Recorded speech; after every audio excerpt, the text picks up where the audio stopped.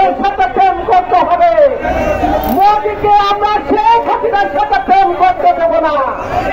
বাংলাদেশের মানুষের চাওয়া এবং চাওয়া শেখ হাসিনাকে বাংলাদেশে এনে জনগণের আদালতে বিচার করবে। আর আমরা এই প্রেমের সাথে মোদীর সাথে আমরা থাকতে দেব না।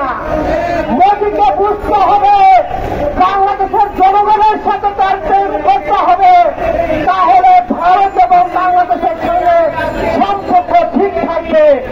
আমরা যে সেই সময় পাকিস্তানকে হটিয়েছিলাম, আমরা বাংলাদেশের মানুষ ভারতীয় আগ্রাসন চাই না।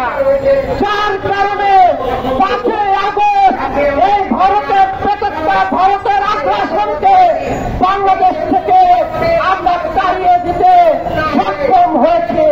কাজেই ভারতের প্রধানমন্ত্রীকে বুঝতে হবে আজকে আমরা এখানে যারা আছি তারা একাডেমিক পরীক্ষার কারাগারে গেছে। হেফাজতকে কিভাবে বিনাশকার করে হত্যা করা হয়েছিল, আমার সাংবাদিক সাগর নদীকে হত্যা করা হয়েছিল, বিজয়ের হত্যাকাণ্ড হয়েছিল। এখানে বেশি দূর নয়, এই পল্টনে কিভাবে মানুষকে মেরে নদী বৈঠর উপরে নৃত্য করেছিল, আমরা এই নৃত্যের খেলা বাংলাদেশে হতে দেব না।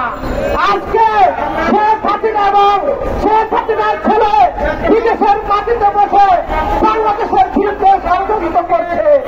আমরা সকল ষড়যন্ত্র ইনশাল্লাহ রুখে দেব।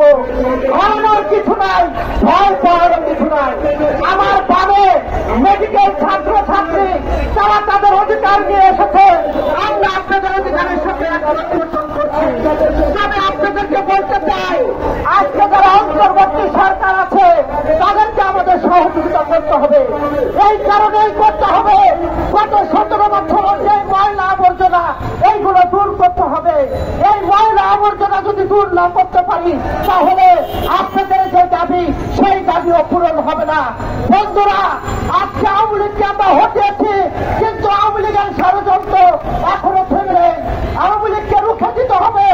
আজকে 21 আগস্ট তারা বলেছিল, হুঙ্কার দিয়েছিল রাজপথ তারা দখল করতে করবে, কিন্তু বাংলাদেশের